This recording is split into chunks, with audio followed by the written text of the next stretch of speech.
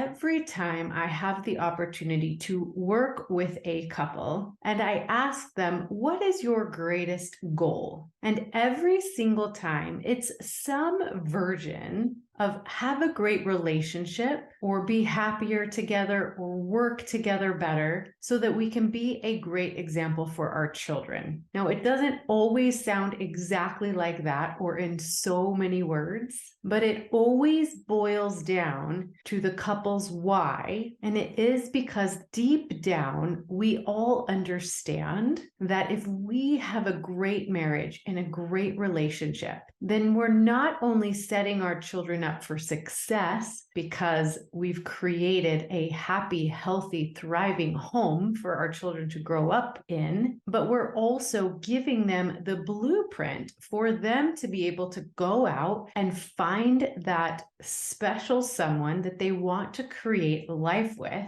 And if we've shown them ourselves what happily ever after looks like, then we've given them that much greater of an opportunity to create that for themselves. And research shows that the greatest indicator of your happiness in life is the health and strength of your primary relationship, basically your marriage. So the best indicator of how happy you are in life is how healthy your marriage is, which is why I am so passionate about this topic, which is why I'm obsessed with helping couples create their happily ever after. But more than that, it's not just for the couple that I'm working with. It's for their children and grandchildren and generations to come. I love the concept of being a transitional character because for me personally, growing up in a family where my parents divorced when I was 12 and their parents divorced, I have the opportunity now to break that cycle for my children, for their children, and my children's children, right? My grandchildren,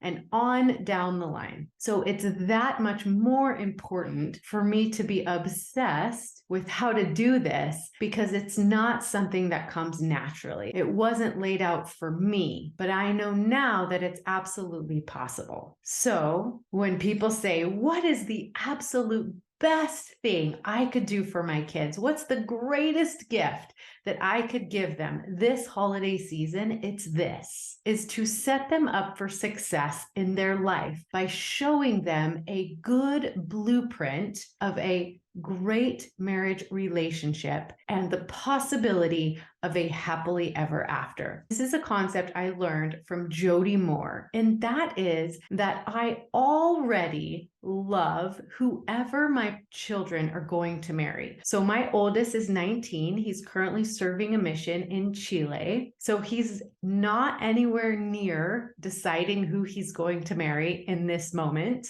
And then I have a 16-year-old, a 14-year-old, and an 11-year-old. So my future son and daughter-in-laws are still probably out there, and I probably won't meet them for another couple of years. But I already know that no matter who they are, and no matter what they've done, and no matter how different they are from me and my family, I have committed already that I'm going to love them, that I'm going to give my children my blessing. Now, that doesn't mean that I'm not going to take my years and years and years of experience working with married couples and knowing the challenges and roadblocks and pitfalls that they may fall into. That doesn't mean that I'm not going to warn them, that I won't tell them what I observe about the possibility of challenges they might face based on who they choose, because to me, who you marry is the absolute most important decision you will ever make in your life. I think it has the highest potential to affect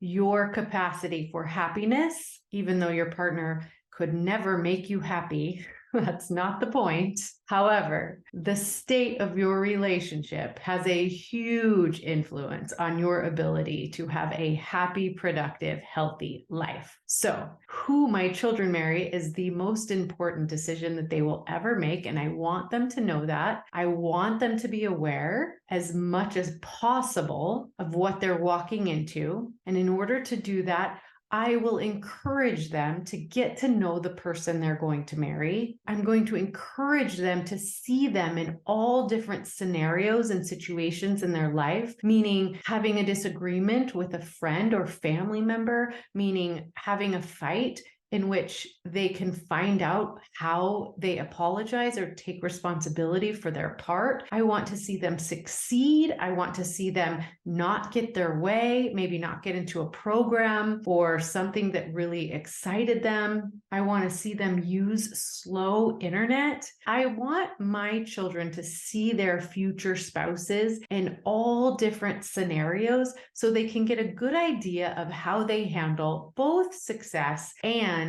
disappointment. And I want to instill in them the importance of understanding that there's no medal for racing to that altar. So there's no shame in waiting a little bit of time so that you can get to know the person that you're potentially going to spend the rest of your life with. So I want my children to enjoy and to cherish the time that they're dating, that they're courting, that they're engaged. Those are such sweet moments, and you'll never get that time back. So there's no sense in rushing it. There's no reward for getting there faster. I think it's going to be important for them to get to know as much as they can about the person that they're choosing to spend forever with. So if you have children that are getting close to that marrying age, I challenge you to decide right now that you're going to love whoever it is they choose to marry, that even though you might help them see something that they might not be able to see because you're more experienced, but also remembering that children who are gung-ho about getting married don't always necessarily listen to their parents. So I am also prepared for them to absolutely discount everything I have to say and learn their lessons the hard way, which I hope doesn't have to happen, but I am prepared either way. I love who they've chosen, no matter who they are, and I will stand beside my children as they make the most important decision of their life, and I will support them 100%. I want to preface this episode with that encouragement because that is a fantastic gift that you can give your children is your undying support, whether you like their beloved or not, is to support them and love them. Because in the end, it's not about you. It is your child who has to live with the person that they are choosing. So that is a great gift. But how can we prepare our children for not only that decision, but for their life and their marriage and their ability to write their own happily ever after? So I'm going to give you 3 very important things that you can do to ensure that you are preparing your children in the best way possible, thereby giving them the best gift you could ever give them. So step 1 is to prioritize your marriage above your children. So I remember when I was in college and I was taking a religion course that was about marriage. Big shocker. I was obsessed with it way back then. And I remember the professor teaching a quote, and I opened up my scriptures and I wrote it down in the front cover where I wrote the most important things. And this quote was about how to prioritize the things in your life. And it was number 1, God comes first. Number 2, your spouse. Number 3, your children. And number 4, whatever else, and all the things that go under those things. But it was God first, then your spouse, then your children. And I remember writing the quote word for word, just like he was explaining it. But later looking at that and thinking, no way. Because at that point in my life, I was a little skeptical about whether or not marriages could really make it forever. My parents had divorced. Most of my friends' parents were either divorced or unhappy. And so I wasn't sure that that was actually forever. And so to me, in my naive mind at the time, I thought, no way. Once I have children, they come first. So it would be God first, then my children, and then my spouse, who may or may not be around for the long haul, right? Because it's me, and then I have my children, and they depend on me, and I'm their mother no matter what. but my spouse may or may not stick around. So I remember thinking that, and I kind of scratched out and put an arrow, like a little switcheroo arrow, from spouse second to kids second and then spouse. And I kept it that way in my scriptures for a very long time until several years into my marriage, where I realized that just by virtue of putting my kids above my husband, I was making a huge mistake. Now, kids are the original narcissists, right? As children, we're born and the whole world revolves around us. It's basically our job as children to get what we need from adults. And children will do almost anything to get the things that they want and need. And that includes pitting their parents against each other, right? So my teenagers love to ask me if they can stay out later than their curfew. And if I say no, they'll ask their dad, right? And they'll give different arguments. And their whole goal is to just get the thing that they want, right? Little kids who want toys at the store or something like that, they're going to ask whatever parent they think they have a higher chance of getting what they actually want from, and therefore pitting their parents against each other. So if we as parents make a commitment that we're going to have each other's back, that we're going to put each other before our children, then we're doing things in the proper order. And that in and of itself is a great gift to our children. I work with couples all the time who, once they start to understand that kids, by virtue of being kids, are going to try to get whatever they want from their parents. And they're going to, like heat-seeking missiles, find the holes, right? And if they know that they can cause a huge rift in a huge argument and exploit that to get what they want, they're going to do it every single time. Now, you see this with divorced parents, right? There's always one parent that's more lenient than the other. And who do the kids want to live with or spend more time with? It's the parent that lets them do whatever they want.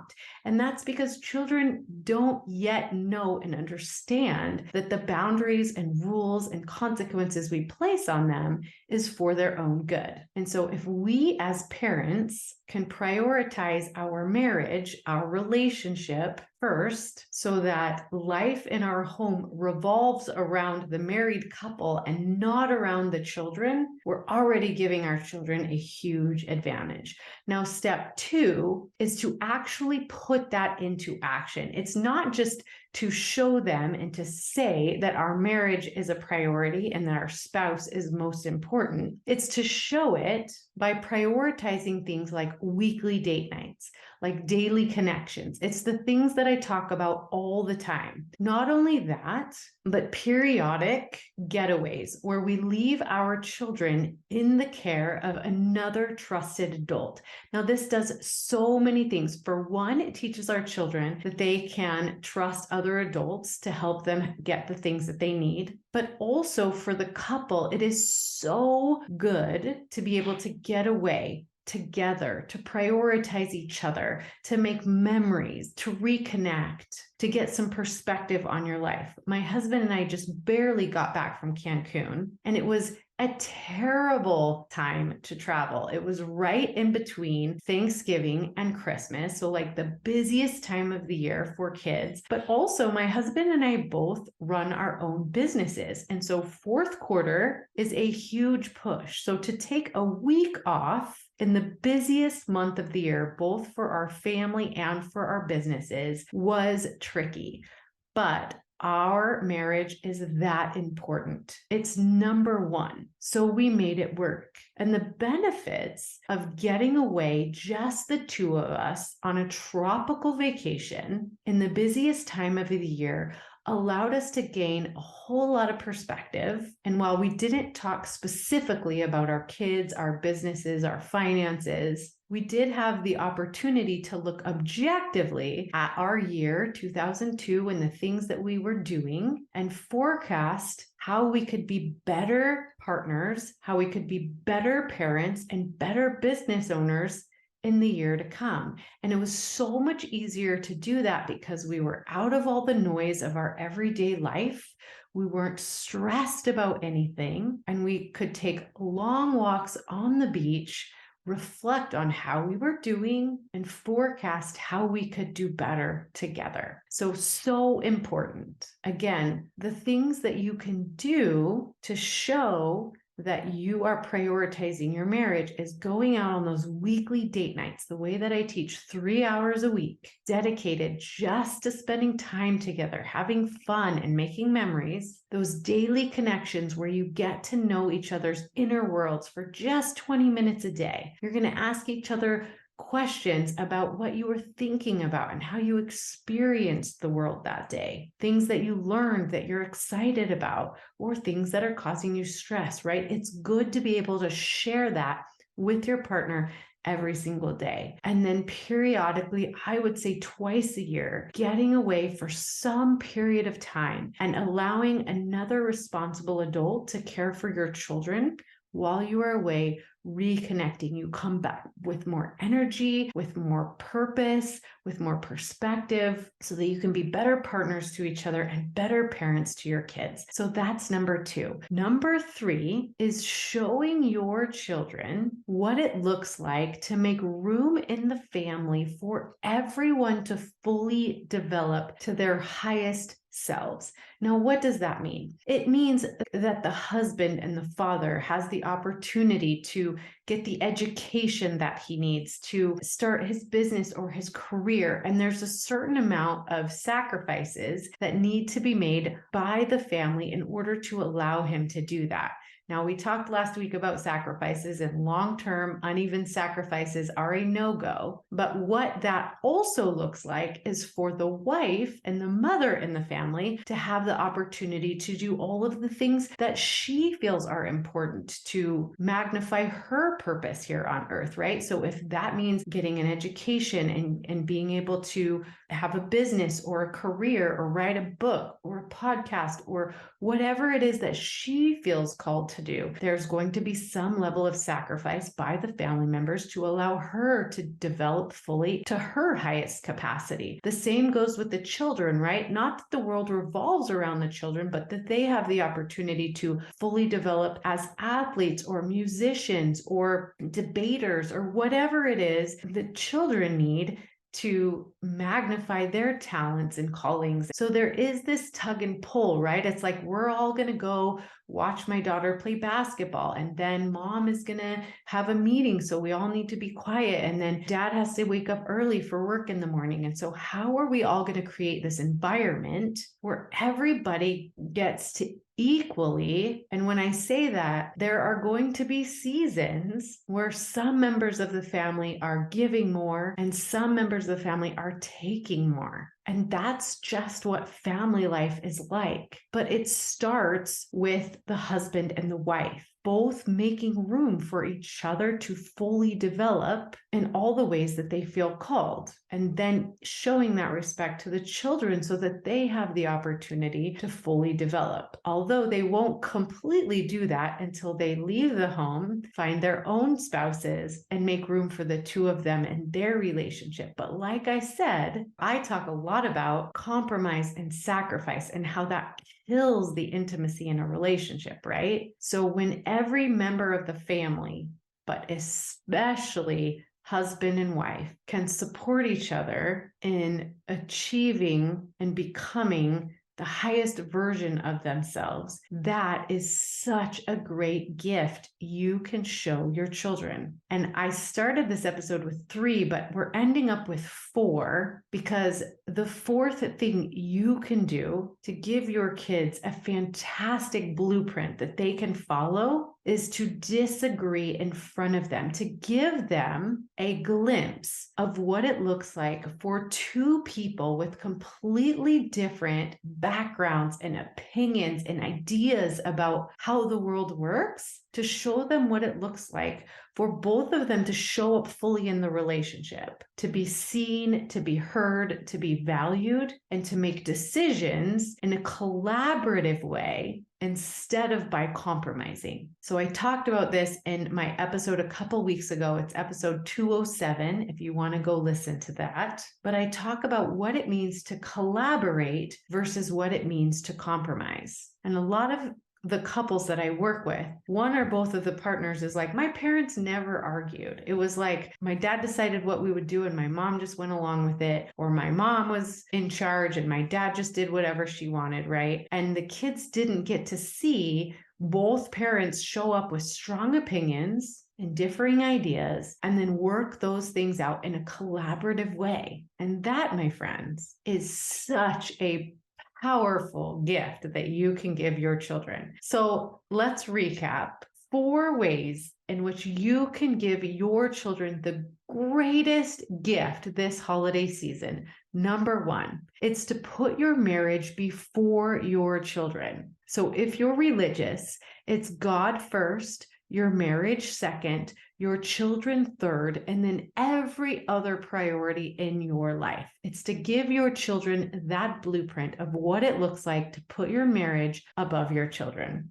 Number 2, the way we do that is by prioritizing the relationship with things like date night, daily connections, biannual getaways, showing them what it looks like to make time for your relationship. Number 3, it's making room in your family for both partners and the children to fully grow and develop. That means making small, equal sacrifices so that everybody has the chance to live out their purpose. And number 4, showing them good communication and conflict resolution skills. What does it look like to have different opinions, but to collaborate in order for everybody to get the best experience possible? And there you have the 4 things that you can do to show your children what it looks like to have a healthy, thriving relationship, and therefore the understanding that happily ever after really is possible. Now, you're not going to get it right every single time. Your marriage isn't going to be perfect. I know mine is not. And your kids will struggle. They will have their own challenges, but you can give them the absolute best chance of success by modeling for them what it looks like to have a happy, healthy, thriving, passionate, intimate relationship. So what is the best gift you can give your children this holiday season and all the time for that matter? It is the gift of an intimate friendship. Now, if you feel like you might be struggling in one or all 4 of those areas, I want you to know that nothing has gone wrong. Very few people are teaching these skills, and all the rom-coms and fairy tales, Hollywood movies, and popular culture would have you believe differently, that happily ever after is easy or that it's not even attainable, right? There's a whole wide spectrum of why we struggle in marriage. And I say this all the time, but you cannot see the label from the inside of the bottle. So if you're struggling in any one of these areas, it's not because something's gone wrong. It's just because you may need a neutral third party to help point out to you the things that you can't see because you're in the thick of it.